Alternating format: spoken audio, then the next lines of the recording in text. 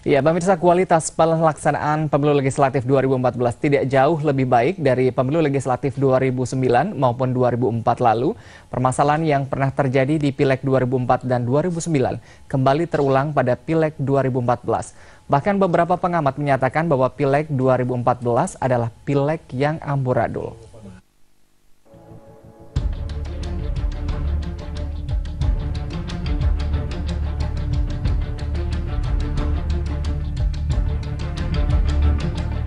Pada penyelenggaraan pemilu legislatif tahun 1999, 2004, dan 2009 yang agendanya hanya untuk pemilihan anggota DPR RI, DPD RI, DPRD Provinsi, serta DPRD Kabupaten Kota sangat banyak kelemahan.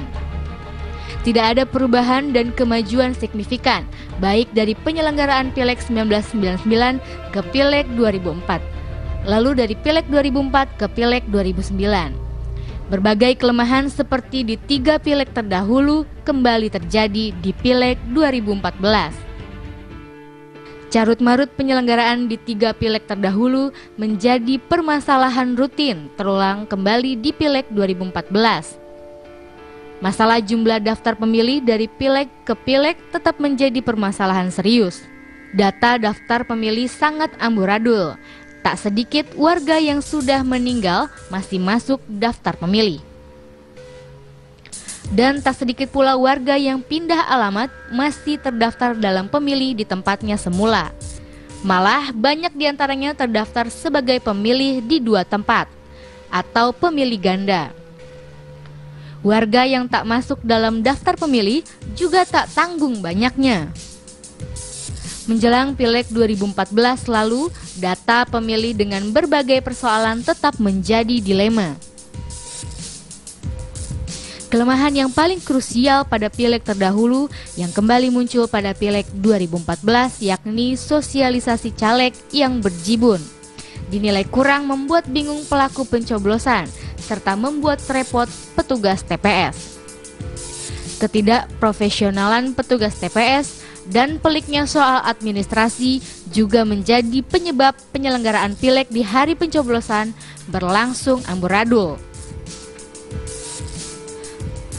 12 jam waktu yang tersedia ternyata sangat tak cukup untuk membereskan segala sesuatu yang berkaitan dengan pelaksanaan pemilihan di TPS.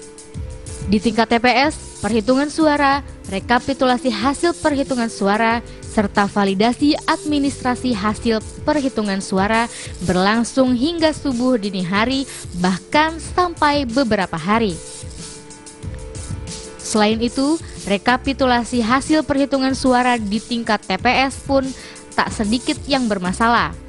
Dan tak sedikit pula hasil rekapitulasi terpaksa dilakukan penghitungan ulang di tingkat KPPS. Tak hanya itu, kasus manipolitik masih banyak dilakukan. Dampaknya, penyelewengan hasil perhitungan suara menjadi kasus yang cukup banyak terjadi pada penyelenggaraan Pileg tahun 2014. Melihat pelaksanaan Pileg tahun ini seamburadul Pileg-Pileg sebelumnya, perlukah secepatnya DPR membuat pansus pemilu untuk mengubah dan menjaga pelaksanaan Pilpres mendatang agar lebih baik? Tim Liputan, JAK TV.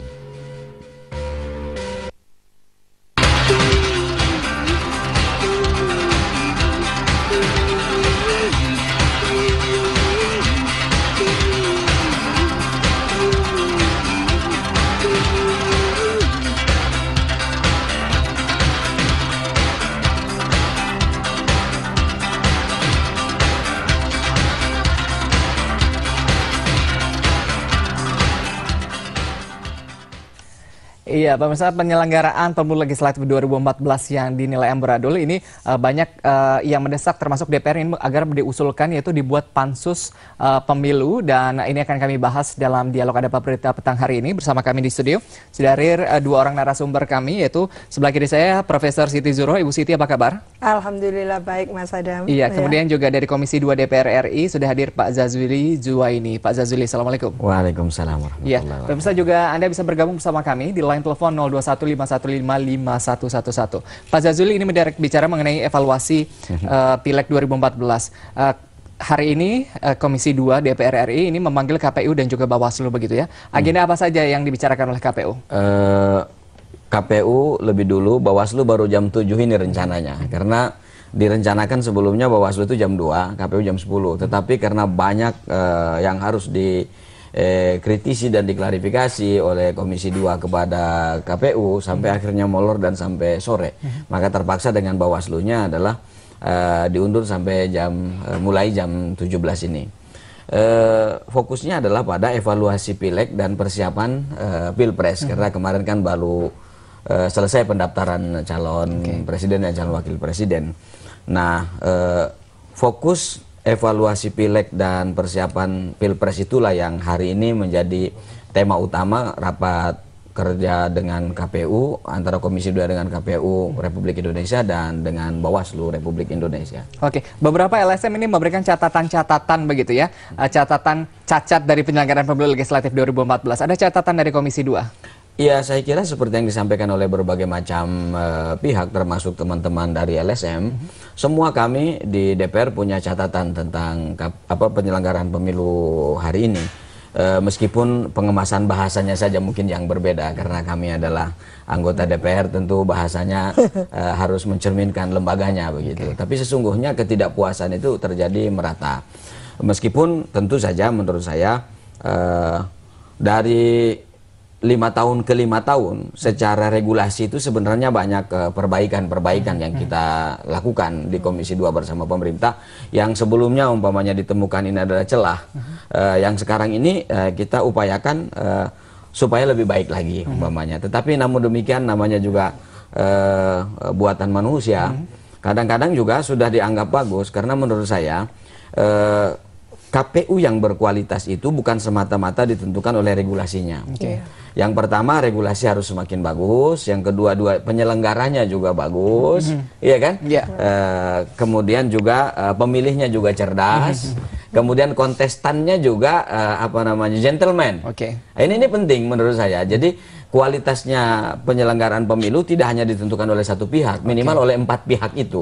Kalau salah satunya bagus, yang lainnya tidak mendukung, ini juga persoalan. Tapi agak sulit bicara mengenai kontestan gitu. Pasti semua kontestan ingin menang ya, Bu Siti Juro. Peserta ya. Peserta. Iya, saya setuju ada evaluasi yang dilakukan oleh Komisi 2 dengan mengundang penyelenggara, dalam hal ini KPU dan Bawaslu. Ini perlu sekali, penting sekali menurut saya. Jadi bukan karena apa? Karena kita akan melakukan yang namanya pemilu pemilu presiden 9 Juli yang akan datang. Oleh karena itu memang mau tidak mau ini adalah warning ya. Jadi peringatan keras kepada penyelenggara, yaitu KPU dan semua jajarannya sampai ke daerah, lalu dengan Bawaslu dan semua jajarannya sampai ke daerah. Nah, ini apa yang harus mereka respon? Ini baru satu pihak dulu. Bagaimana KPU dan Bawaslu dengan semua jajarannya tadi itu sekarang ini merapatkan barisan, lalu melakukan koordinasi. Tidak hanya mengingatkan 9 Juli itu adalah pemilu presiden, tidak cukup, sangat tidak cukup. Oleh karena itu memang masuk ke substansi. Bagaimana kesiapan dari semua jajarannya ini, baik KPU maupun Bawaslu, baik di pusat, provinsi, kabupaten dan kota, dan terus sampai pelaksana yang PPS ya, Ustaz. Ya itu. Jadi ini yang diperlukan.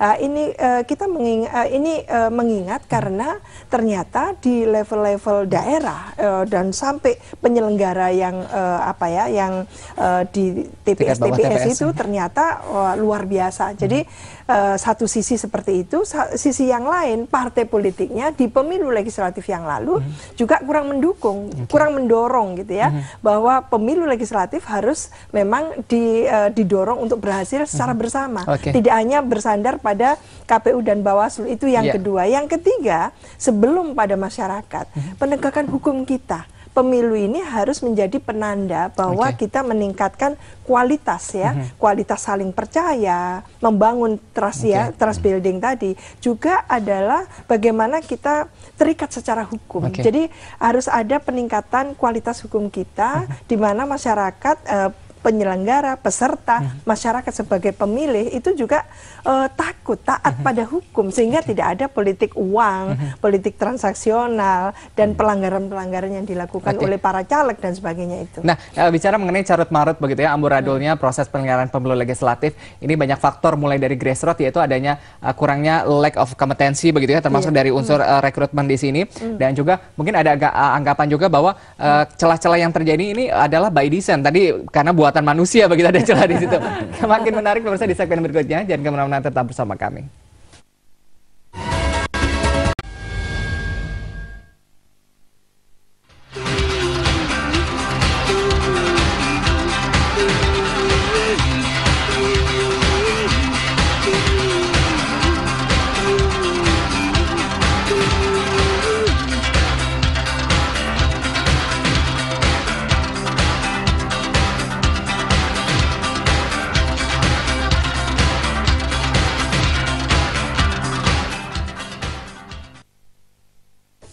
Ya, pemirsa, Anda masih bersama kami di Hadap Berita. Ibu Siti, ini gimana caranya tadi saya katakan begitu bahwa ada semacam lack of kompetensi, kemudian juga ada unsur titipan begitu, bahkan ada suara caleg yang konon kabarnya sini ini bisa dimainkan oleh petugas KPU di daerah KPPS. Iya, kalau pelanggaran itu pastinya sudah sangat jelas bahwa indikasinya law enforcement atau penegakan hukum kita ternyata memang di titik nadir. Itu akhirnya apa, baik petugas maupun calegnya sendiri mengetahui itu dan lalu transaksional. Lah ini yang mungkin kurang diberikan pengarahan ya, atau ada semacam political deterrence, jadi mengagak-agakin secara politik bahwa kalau kalian melakukan itu tidak ada ampun, kalian saat ini juga kita ganti sebagai PPS dan sebagainya. Memang harus ada bahasa seperti itu yang harus diucapkan oleh penyelenggara ya. Dalam hal ini ya mulai KPU RI sampai turun ke bawah gitu ya. Bagaimana message itu bisa terngiang-ngiang terus oleh petugas, seharusnya itu yang terjadi. Karena tidak ada artinya sama sekali pemilu kita kalau pelanggarannya itu sampai 702. Nah, itu dia 702 sengketa pemilu legislatif di Mahkamah Konstitusi. Akan berapa lagi banyak untuk di Pilpres? Pertanyaan kita, kalau seperti itu berarti harus ada antisipasi yang konkret saat ini, langkah-langkah apa untuk menghindari itu semua. Ya, Pak Juzil, ini berkaca dari 2004 kemudian juga 2009 begitu. Celah-celah atau masalah-masalah ini begitu tidak dibaca oleh teman-teman di DPR begitu? Sebenarnya kita membaca, maka regulasi itu saya katakan dari 2004 dengan dibanding dengan 2004, 2009, kemudian 2014 ini, sebenarnya dari sisi regulasi itu adanya peningkatan. Tapi gimana caranya begitu? Kalau misalnya aturan main rekrutmennya sendiri tadi begitu ya, ini tidak sejalan dengan Undang-Undang Nomor 8 Tahun 2012. Jadi rekrutmen itu kalau dilakukan seperti yang Bunda katakan tadi, jika semua orang ini komitmen dengan regulasi, sesungguhnya itu akan berjalan dengan bagus, menurut saya ya. Tapi ketika regulasi itu sudah tidak diindahkan, itulah persoalannya gitu.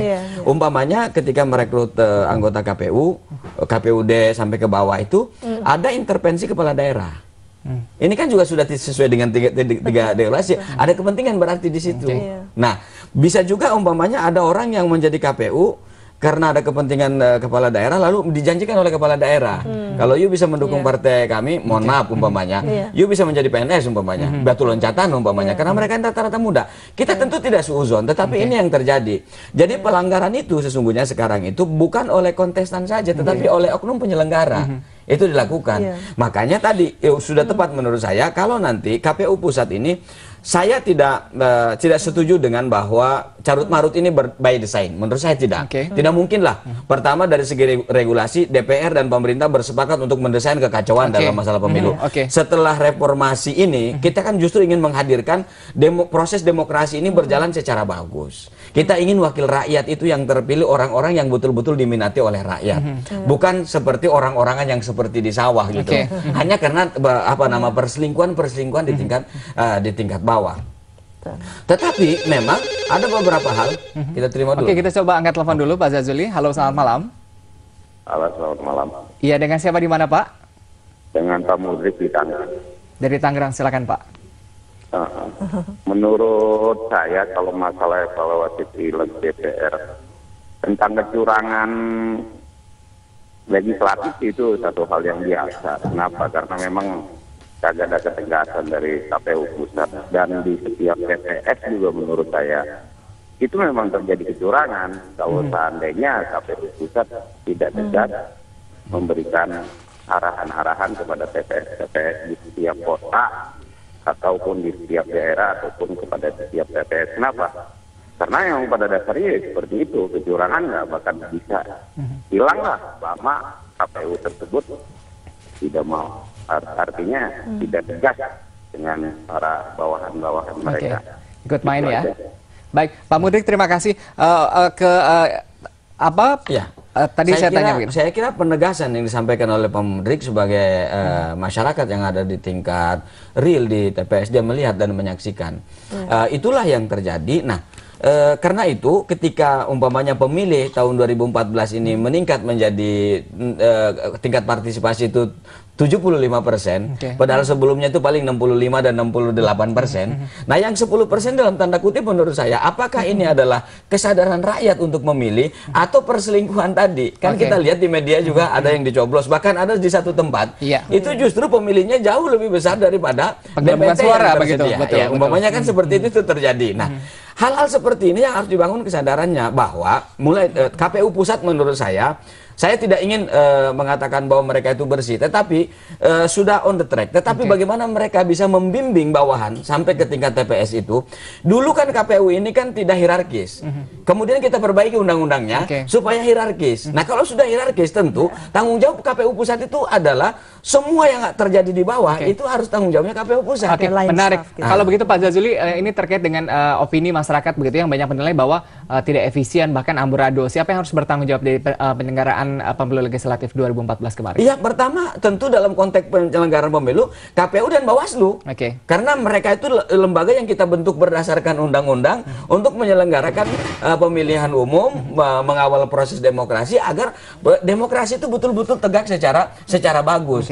Itu pentingnya lah ada pembinaan itu yang seperti dilakukan oleh Profesor tadi, bahwa perlu ada sikap yang tegas dari KPU, juga sikap yang tegas kepada oleh Bawaslu. Bawaslu tidak boleh tebang pilih.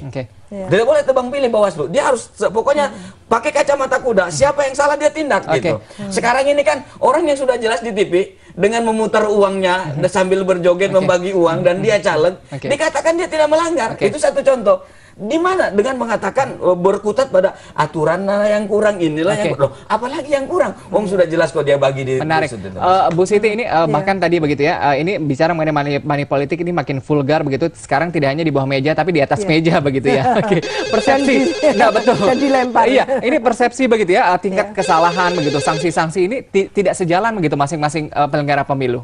Iya, jadi sebetulnya ini menunjukkan bahwa sebetulnya ini pelecehan betul ya. Pelecehan terhadap masyarakat, dan masyarakat juga selemah-lemah iman menerima itu gitu ya. Menerima itu, dan menurut saya memang kalau kerana hukum ini hitam putih. Jadi kalau yang salah ya memang harus ditindak kan itu.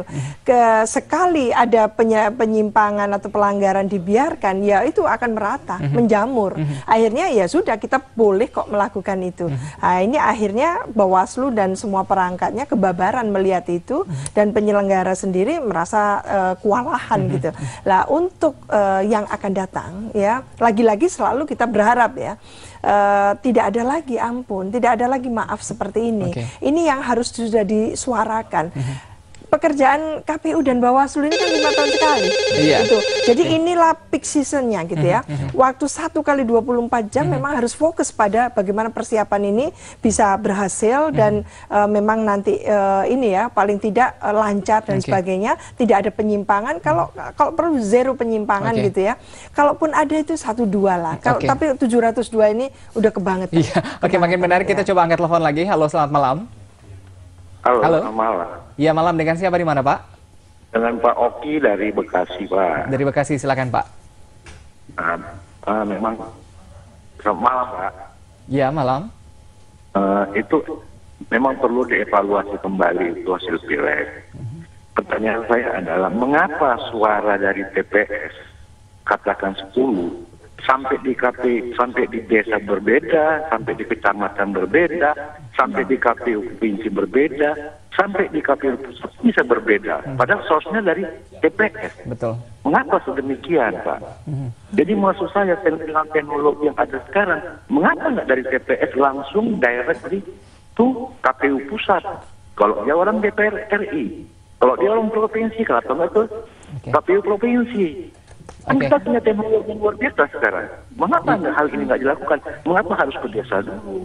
Oke, baik Pak Oki, terima kasih. Ini memang perjalanan surat suara ini begitu ya banyak ditanyakan begitu ya oleh masyarakat dan juga para kandidat kemarin. Dan pemirsa, ini masih kami lanjutkan. Ini mungkin menjadi salah satu alasan kenapa DPR ini mewacanakan begitu ya dibentuknya pansus pemilu legislatif. Ini makin menarik di segmen berikutnya. Pemirsa jangan kemana-mana, tetap bersama kami.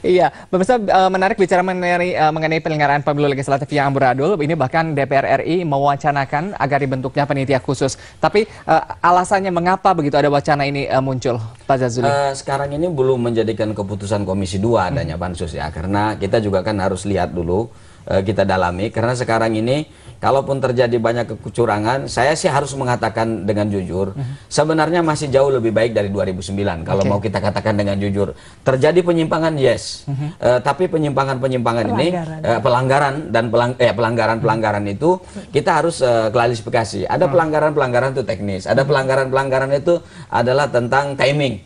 Orang menetapkan DPT dan seterusnya itu juga ada yang timing, molornya keputusan dan seterusnya. Nah, yang harus kita sorot itu sebenarnya pelanggaran yang merusak demokrasi itu sendiri. Yaitu tadi money politik, berselingkuhnya oknum caleg dengan oknum penyelenggara di tingkat bawah atau di tingkat manapun. Itu yang paling penting sebenarnya, karena itulah yang membuat demokrasi ini menjadi demokrasi semu gitu. Pak Zazuli, ini menarik bicara mengenai wacana ini ada yang menggambarkan bahwa ini semacam hanya geretak sambal begitu. Nanti bakalan pasti menguap lumpur layu lagi begitu karena tarik-menarik kepentingan. Iya, jadi karena wacana ini saja baru wacana ya, wacana dari sebagian teman-teman anggota DPR, belum menjadi kesimpulan dan keputusan dari Komisi 2. Nah, kenapa? Karena tadi sporadis sifatnya, sifatnya itu sporadis, dan ini rata-rata itu terjadi di tingkat bawah, dari KPUD kabupaten kota ke bawah. Nah, pansus ini kalaupun dibentuk ya kita untuk melihat secara objektif apa sesungguhnya yang terjadi dan kenapa itu terjadi. Dan siapa di balik perbuatan itu. Kira-kira kan itu kalaupun pansus itu dibentuk. Nanti kita akan lihat urgensinya sejauh mana, tetapi yang paling penting adalah bagaimana sekarang ini setelah pileg berlalu kan 9 Juli ini mau pilpres. Apa yang terjadi penyimpangan atau pelanggaran yang terjadi di pileg kemarin, kita tidak berharap terjadi di pilpres pada 9 Juli ini. Itu yang paling mendesak dan paling penting untuk kita kawal dan kita lakukan. Bagi teman-teman di Komisi 2 dan DPR secara umum, saya kira itu. Kita ingin di pilpres ini jauh lebih berkualitas dibanding dengan pileg yang lain. Pileg kemarin banyak pelanggaran silakan ditindaklanjuti. Seperti Bunda Profesor tadi mengatakan, kalau juga ada penyelenggara yang terbukti memang melakukan, DKPP kan harus juga bertindak. Silakan dilakukan itu. Iya kan? Nah, tetapi sekarang yang paling emergensi adalah, saya lebih setuju tadi, KPU pusat dan Bawaslu pusat tidak boleh diam. Sekarang dia harus bekerja gerak cepat untuk mengantisipasi 9 Juli itu agar ini jauh lebih baik daripada pileg yang kemarin sudah berlalu. Itu yang paling emergensi. Menarik, Bu Siti, ini menarik begitu bicara mengenai tadi ancaman pembentukan pansus sendiri ini. Ancaman ini tergantung dari kepentingan masing-masing teman-teman di DPR. Anda juga melihat seperti itu? Iya, untuk saat ini saya yakin bahwa partai-partai lagi fokus bagaimana poros koalisinya memenangkan gitu. Jadi lebih fokus energinya ke sana ketimbang tapi ini juga diberikan warning itu paling tidak mendengarkan keterangan ya, penjelasan dari penyelenggara baik KPU dan Bawaslu itu juga diperlukan. Jadi memanggil itu ya ini check and balance ya. Jadi apa yang dilakukan oleh KPU dan Bawaslu selama pemilu legislatif dan adanya pelanggaran tadi itu dan adanya penyimpangan penyimpangan yang tentunya tidak dikehendaki. Menurut saya tentunya ini catatan yang sangat besar, yaitu jangan sampai kita tertumbuk pada tiang yang sama. Hanya dari hitungan hari gitu ya, dari April ke Juli, itu diulang lagi. Ini menunjukkan kita bodoh kan gitu ya. Lah supaya tidak terkesan bodoh, tentunya kita harus memperbaiki ini semua. Artinya apa? Memang KPU dan Bawaslu harus langsung turun, memfasilitasi, membimbing, mendampingi, mengawal gitu ya, sepenuh hati gitu ya, untuk memberikan instruksi, karena ada networking yang sangat jelas gitu ya. Fasilitas juga sudah diberikan, semuanya ada gitu ya. Uang ada, fasilitas ada dan sebagainya, transportasi. Tapi dan kenyataannya sebagainya lag lagi begitu kadang-kadang. Mestinya ada sinergi. Jadi koordinasi, sinergi, komunikasi itu yang harus ditingkatkan ya kualitasnya, sehingga antisipasi terhadap tadi itu beberapa kelemahan-kelemahan di tataran pelaksanaannya itu yang bisa lalu ditutupi, istilahnya diperbaiki. Lah ini juga memintalah KPU dan Bawaslu agar peserta pemilu ya, partai-partai politik itu juga ikut mensukseskan, mendorong keberhasilannya. Ini penting sekali menurut saya. Pintu masuk yang paling penting begitu untuk suksesnya Pilpres 2014. Iya. Pintu masuk yang paling penting adalah persiapan yang matang dan memberikan semua yang dilarang dan yang boleh itu sejak awal. Jadi kadang-kadang kita ini suka lupa, cepat lupanya gitu. Gampang lupa gitu. Melawan lupa gitu. Jadi lupa ini harus dilawan, dan oleh karena itu selalu diingatkan bukan tanggalnya, tapi ini loh yang boleh, ini yang dilarang kan gitu. Sehingga dengan KPU mengatakan seperti itu, Bawaslu juga langsung menanggapi, merespons, sehingga ada gayung bersambut antara penyelenggara dan pengawasnya, pencegah penyimpangan tadi itu. Lah kalau seperti ini biasanya partai akan respect gitu. Partai-partai yang nakal melalui politisi-politisinya, ya ini nanti rakyat lah yang akan bergerak kan gitu, memberikan penalti. Berarti porosnya tidak kita menangkan kalau ada yang nakal kan gitu. Menarik begitu ya. Semoga ini bisa menjadi evaluasi dan juga pintu masuk tadi begitu ya, agar masyarakat dan semua stakeholder bisa menolak lupa begitu ya cacatan dari pemilu legislatif 2014. Ibu Siti terima kasih, Pak Jazuli terima kasih bersama kami. Dan baru saja jangan kemana-mana, informasi lainnya masih akan kami hadirkan selepas pariwara.